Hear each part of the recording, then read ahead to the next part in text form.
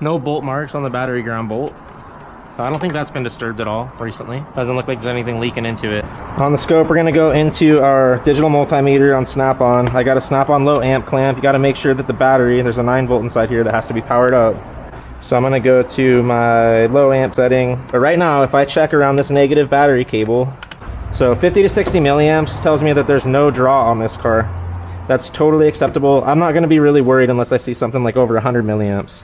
Now that this has been charging for a few minutes, this will give us enough juice to use this as our draw tester. And I'm gonna make sure that I don't open the door when I'm plugging this in. The other thing you could do is before you're getting ready to do testing on the system for a draw, is get your doors open and close all the door switches. Either you close the latch, or there might be a door switch like on the door jamb that you can tape shut. And the reason you do that is, again, so you don't reset all of the memory. It's gonna wake up everything when you open the doors, and sometimes it takes like an hour for everything to power down. So we'll see if we can reach the OBD2 through the window.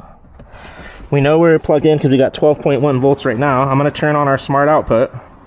We're not putting any load on this thing yet because our battery's still hooked up. So all of our voltage should be pulling off of the battery, not so much from here. So this is slowly dropping down. We're showing like 9, 8. It probably drop down to 0 eventually, but I'm gonna go ahead and disconnect our negative battery cable end and then see if our milliamps is reading the same as what we just checked with our Snap-on scope. And the reason I can disconnect this right now is because that draw tester has a lithium battery in it, and it's gonna power up the car. As soon as I disconnect the battery, it's gonna be pulling power through the DLC from the lithium battery in here, and then we'll get a reading on here of how many milliamps is drawing from this unit from the car. Okay.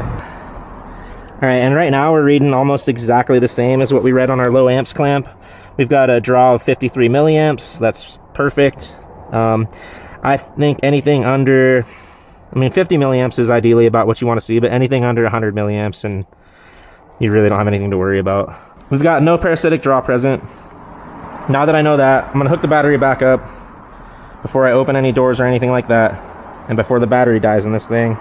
And then I'm gonna hook up a scanner and just do a code scan and see if we have any clues on like U codes or battery voltage codes. And I'm gonna clean this up really quick. I kind of walk them around like this and get them cleaned up nicely. Electrical cleaner. You can also use some baking soda and hot water. I'm just gonna do that. That's fine, dude. Battery connections, you want just clean and dry. Don't put dielectric grease between the connection. That's not a contact enhancer, it's an insulator. Okay, I'm gonna disconnect the draw tester. First of all, I'm gonna fire it up. On the newer Snap-on scanner, it shows our system voltage here all the time, at least at the OBD2.